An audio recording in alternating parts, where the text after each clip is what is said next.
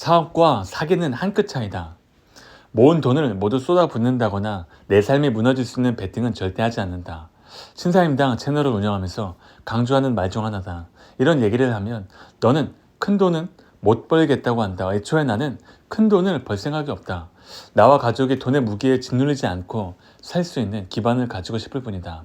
500만 원 이하의 소액으로 할 수 있는 사업을 계속 시도하는 것도 그 때문이다. 큰 돈을 벌기 위해 내 삶의 기반까지 뒤흔들 수는 없다. 부의 추월 차선을 달리다 사고가 나는 것보다 안전하게 서행 차선을 선택할 것이다. 지금까지 모은 돈을 전부 나에게 투자하고 싶다고 말하는 사람들이 있다. 비용이 얼마가 들어도 좋으니 컨설팅을 받고 싶다는 것이다. 나는 1대1 코칭이나 컨설팅은 하지 않는다. 중대한 결정이나 판단을 다른 사람에게 위임하는 것은 위험한 일이기 때문이다. 내가 타인의 삶을 결정할 수는 없다. 그런 생각을 가진 사람이 가장 쉽게 만나는 부류가 바로 사기꾼이다. 대부분의 사기는 조심하면 피할 수 있다. 정말 조심해야 할 것은 불특정 다수를 상대하는 것이다. 일명 낚시형 사기다. 붕어 낚시처럼 밤새 밑밥을 뿌려두면 새벽 2, 3시부터 물고기들이 모이기 시작한다. 인간의 기대 심리를 이용하는 것이 바로 낚시형 사기다. 기대 심리가 탐욕 수준으로 넘어가면 미끼를 덥석 물게 된다. 내가 연구하거나 분석하지 않고 딱히 원하지도 않은 정보와 아이템들이 어느 순간 들어온다면 사기일 가능성이 매우 높다. 내가 먼저 찾은 것도 아닌데 저절로 들어왔다면 일단 경계해야 한다. 나 역시 유튜브에서 사기꾼이라는 비난을 많이 받았다.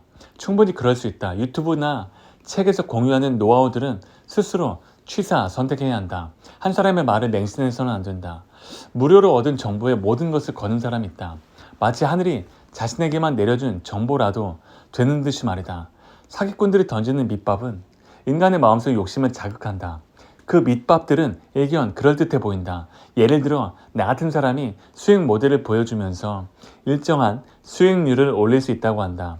그러면 사람들은 그 정보를 자신이 능동적으로 찾아낸 것처럼 느낀다. 더구나 그 정보를 제공한 사람, 즉 사기를 치려고 하는 사람을 만만하게 생각한다. 그 사람이 알려준 수익 구조를 자신이 쉽게 가져올 수 있다고 여기는 것이다. 이렇게 되면 사기꾼은 더 이상 사기를 칠 필요가 없다. 제 발로 걸려들기 때문이다. 이런 밑밥 속에 바늘이 숨어있다는 것을 아는 사람일수록 사기에 걸리기 쉽다. 계약서를 유리하게 작성하면 바늘을 제거하고 밑밥만 먹을 수 있다고 생각한다. 사기꾼들은 상대에게 100% 유리한 계약서를 제시하더라도 모두 받아들인다. 하지만 애초에 법을 어기려고 작정한 사람에게 계약서는 아무런 의미가 없다. 우리의 사고 범위가 법 테두리 아니라면 사기꾼의 사고 범위는 법 밖에 있다. 우리가 무슨 짓을 해도 밑밥 속의 바늘을 제거할 수 없다. 도박을 소재로 한 영화를 보면 사기꾼이 결정적인 순간에 상대를 속인다. 사기꾼이 들고 있는 패를 알아낸 것처럼 느끼게 만들어서 이길 수 있다는 착각을 심어준다. 하지만 그런 상황 자체가 사기꾼이 의도한 것이다.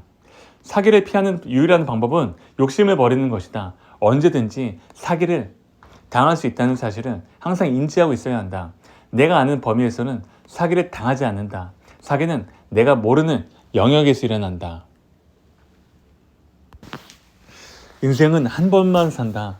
욜로라는 말이 있다. 인생은 한 번밖에 없다는 You only live once라는 글자를 딴 것이다. 욜로는 현재 자신의 행복을 가장 중시하면서 소비하는 태도를 뜻한다. 보통은 한 번뿐인 인생 즐기면서 쓸 때 쓰고 살자는 의미로 받아들인다. 그런데 인생이 한 번뿐이라는 사실에 지금 충분히 소비하고 살아야 한다는 사고방식을 접목하는 것이 과연 적절할까? 지금 현재 온전히 집중하는 것이 가능할까? 나는 욜로라는 말이야말로 지금 시대의 프로파간다라고 생각한다. 보험사 광고에는 지금은 100세 시대라는 말이 자주 등장한다. 어떤 보험사는 120세 상품도 내놓았다. 초등학생이나 중학생들을 보면서 너희는 무엇이든 할 수 있고 무엇이든 될 수 있다. 가능성은 무한하다. 라고 하는 것처럼 지금 30대인 우리도 마찬가지다. 120세까지 산다면 우리 앞에는 아직 90년의 시간이 남아있다. 지금까지 살아온 시간의 3배를 더 살아야 한다. 30세나 15세나 다를 게 없다. 모든 위대한 업적들도 우리와 똑같은 하루를 차곡차곡 쌓아가면서 생겨나는 것들이다. 위대한 사람은 금으로 만들어진 시간을 살고 나는 흙으로 만들어진 시간을 사는 것이 아니다. 오늘 내가 한 일이 미래의 결과로 나타난다. 뿌린 대로 거둔다. 지금 현재가 망가져 있다면 이전까지의 하루하루 매 시간들이 잔인할 정도로 정직하게 쌓여서 나온 결과이다. 우리나라의 건강보험제도에 과학기술의 발전을 믿는다면 욜로를 추구하면서 인생을 즐길 것이 아니라 지금부터 무엇이든 시작해야 한다. 지금도 늦지 않다. 21세기 프로파간다에 빠질 것이 아니라 더 단단한 미래를 만들기 위해 오늘 하루도 열심히 살아야 한다. 결정의 속도는 지갑에서 나온다. 긍정적 생각이 불을 끌어온다. 지금 당장 행동해라. 성공하는 사람들은 행동하면서 생각하고 개선한다. 성공의 비결을 이야기하는 책에 자주 등장하는 말이다. 하지만 나는 그렇게 생각하지 않는다. 행동은 항상 결정을 수반하기 때문이다. 능력이든 돈이든 애초에 가진 것이 없는 사람들은 한 번의 실패로 모든 것을 잃을 수 있다. 결정의 속도는 실패의 크기에 따라 정해진다. 수백억 원을 가진 사람과 1, 2억 원을 가진 사람은 실패했을 때 몇 천만 원을 잃게 되는 안건에 대해 결정하는 속도가 차이가 날 수밖에 없다. 전 재산을 잃을지도 모르는 결정을 수백억 자산가와 같은 속도로 한다고 해서 더 뛰어난 성과를 내는 것이 아니다. 내가 갖고 있는 자원의 양에 따라 선택의 속도는 차이가 날 수밖에 없다. 이 환경의 차이를 무시하고 무조건 긍정 마인드로 빠른 선택을 한다면 두 번째 기회는 주어지지 않는다. 특히 체면이나 남의 시선을 중요하게 여긴 나머지 대범한 척하려다가 돌이킬 수 없는 후회를 하는 경우도 많다. 우리는 주변 사람들의 말 한마디나 시선을 의식하느라 원하지도 않는 행동을 한다. 그로 인한 피해는 결정한 사람 혼자 고스란히 감당해야 한다. 그러므로 많은 것을 걸어야 하는 안건에 대해서는 행동하기 전에 충분히 숙고하는 시간을 가지는 것이 좋다. 반면 실패에 따른 손실을 감당할 수 있고 기대값이 득이 된다면 즉시 행동해야 한다. 하지만 실패했을 때 돌이킬 수 없는 계약을 하는 경우에는 신중해야 한다. 초보자들이 사업을 처음 시작하면 사무실 계약부터 도매업자까지 여러 사람을 만나게 된다. 계약을 할 때는 첫 미팅에서 조급하게 서명할 필요 없다. 두 번째 미팅을 잡기 어려운 상황이라면 계약서를 미리 보내달라고 하는 것이 좋다. 처음 만나는 자리에서 상대가 계약서에 서명까지 끝내라고 재촉한다면 대부분 내가 손해보는 계약일 가능성이 크다. 인력으로 바꿀 수 없는 요소 중에 하나가 시간이다. 시간이 누구의 편이냐는 판세 유불리를 판단할 때 가장 중요한 요소다. 시간을 지체할수록 손해를 보는 쪽이 급해질 수밖에 없다. 또 대부분의 계약에서 한쪽의 이익은 다른 쪽의 손해인 경우가 많다. 그렇지 않은 상황도 있지만 상대가 나를 재촉하는 이유를 내가 모를 때는 섣불리 서명하지 않아야 한다. 내가 생각하는 요일과 행동하는 요일을 나누는 것도 신중한 결정을 내리기 위해서다. 판단력을 흐리는 주변의 말이나 방해 없이 혼자 심사숙고해야 한다. 생각하는 일 자체가 결코 가볍지 않은 노동이고 내 삶을 바꾸는 결과를 가져올 수 있다. 손자병법에는 전투 방법으로 군사가 숨을 때는 어둠 속에 가려 식별이 불가능하도록 하고 움직일 때는 우레처럼 신속해야 한다고 했다. 사업도 마찬가지다. 생각할 때는 조용히 나만의 공간에서 나의 결정이 어떤 결과로 나타날지 머릿속으로 시뮬레이션을 해보고 여러 가지 플랜을 세운다. 그리고 결정을 내린 다음에는 주저하지 않고 최대한 빠르게 행동한다. 자신이 세운 플랜에 대한 확신이 없을수록 행동을 주저하게 된다. 그러면 처음 계획한 대로 실행하지 못한다. 신중하게 생각하고 결정했다면 지금 바로 행동하자. 똑똑한 사람이 게으른 이유는 머릿속에 떠오른 아이디어를 실행하기가 쉽지 않은 이유가 뭘까? 둘 중 하나일 것이다. 게으르거나 혹은 너무 똑똑하거나. 특히 똑똑한 사람은 한두 시간만 지나도 더 좋은 방안이 떠오르니 계속 아이디어를 개선하다 보면 실행할 타이밍을 놓친다. 생각은 거의 빛의 속도로 이루어지지만 행동하는 데는 물리적 한계가 있다. 특히 혼자 시작하는 사람은 행동이 크게 뒤처질 수밖에 없다. 계획을 실행하기 위한 밑작업까지 혼자 처리해야 하기 때문이다. 머릿속에서는 이미 저 멀리 결승선에 가 있는데 실제로는 아직 출발선도 떠나지 않은 상태다. 머릿속으로는 스티브 잡스가 되어서 아이폰 이상의 아이디어를 생각하고 있는데 행동으로는 전혀 시작조차 하지 못하는 것이다. 눈을 감고 생각하다가 눈을 뜨면 해야 할 일이 산더미처럼 보이거나 이보다 심한 경우에는 생각 과정에서 비약된 고리를 찾지 못해 구체화하는 데 실패한다. 행동의 링크가 깨져서 구체화되지 않은 아이디어는 백날 생각해도 실행하지 못한다.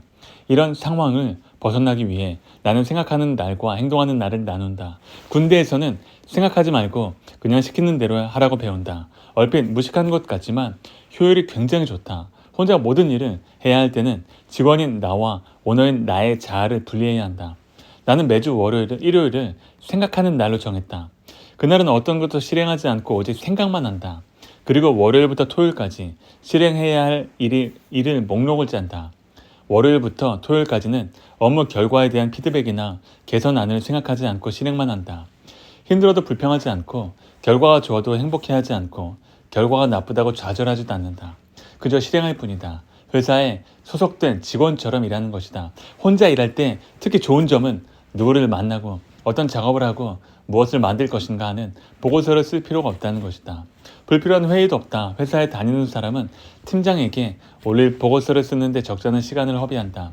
그렇게 일주일을 보내고 일요일에는 다시 생각을 한다.